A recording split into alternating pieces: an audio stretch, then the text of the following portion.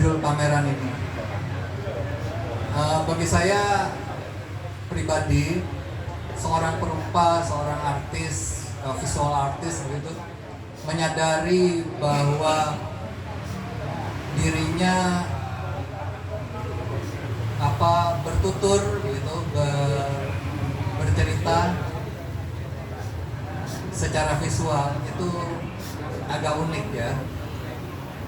Menyadari bahwa apa yang dilakukannya adalah bercerita, dan itu disebut di dalam judul pameran ini narasi. Saya kira narasi kepala itu narasi tentang kepala ya, atau semacam itu. Narasi di sekitar kepala ya, kira-kira ya.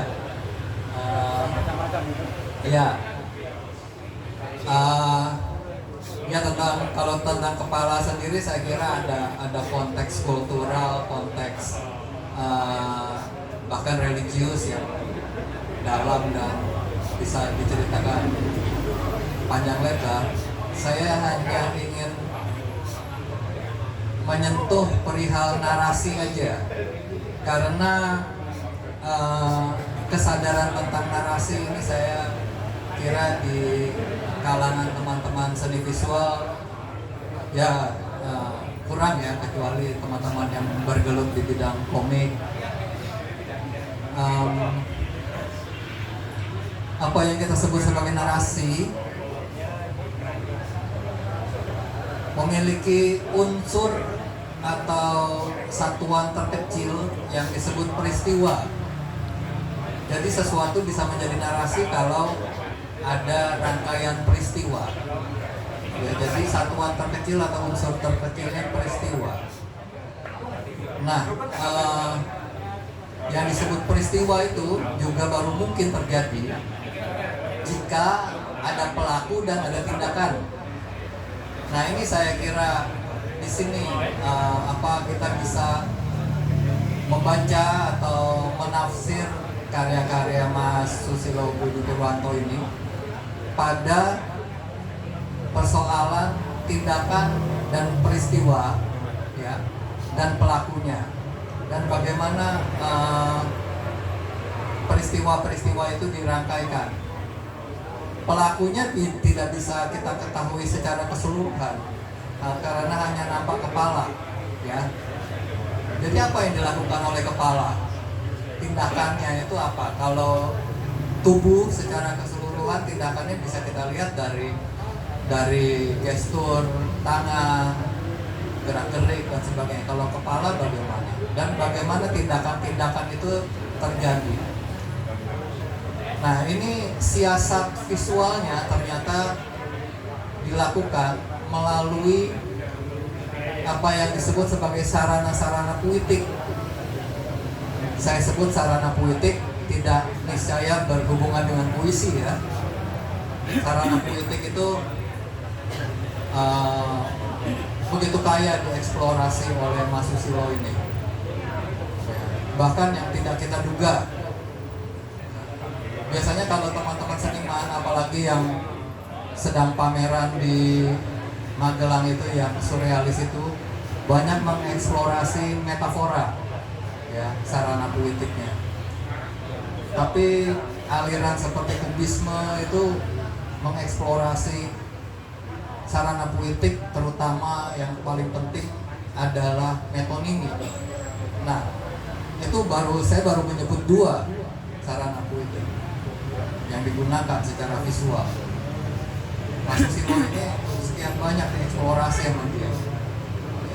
Bukan hanya yang punya implikasi makna, tapi yang justru punya implikasi struktural.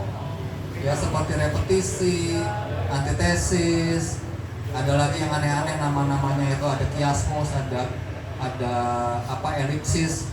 Saya pernah ngomong belum lama dengan Agus Nur, karena salah satu lukisan Agus Nur itu menggunakan elipsis ya sebagai sarana puitika visualnya.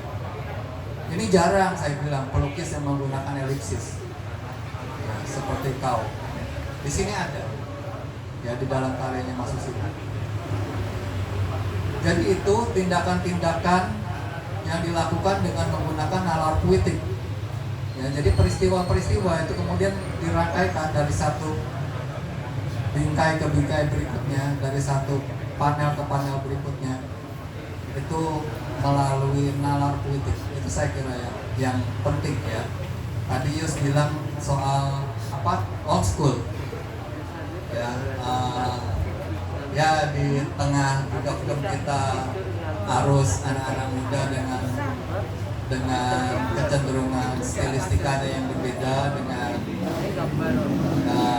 kebanyakan dari kita di sini. Saya merasa menjadi muda di sini dengan Mius, dua orang yang masih muda. Ini eksplorasi visual yang luar biasa, saya kira. Kalau kita ngomong soal poetika visual, kita bisa banyak belajar dari Mas Susilo Budi Purwanto, ya, termasuk saya. Akan saya simak juga dari satu persatu karena baru sekitar 8 atau 10 yang saya lihat. Ya. Dan satu lagi saya kira ya yang menarik juga adalah cara kerjanya Mas Susilo itu diagnostik. Dia itu membuka ruang kepala itu, di dalam kepala itu, di dalam tempurung kepala itu ada apa ya. Jadi diagnostik seperti kayak dokter atau apa dengan ronsen gitu, untuk melihat apa yang ada di dalam kepala. Jadi bukan persoalan kepala secara fisik, tapi juga apa isi kepala itu. Tadi apa yang disebut Pak Gun tadi, kata siapa tadi bilang unek-unek gitu ya, apa yang kita sebut unek-unek kan ada di dalam kepala. Ini yang saya bilang tadi bersifat diagnostik. Ya, saya kira itu aja. Jadi nggak perlu menjadi orasi yang sepanjang Yus. Ya, dan juga ini sudah cukup saya kira yang ditulis oleh Yus. Lalu apa yang perlu saya lakukan dengan membuka dengan kunci atau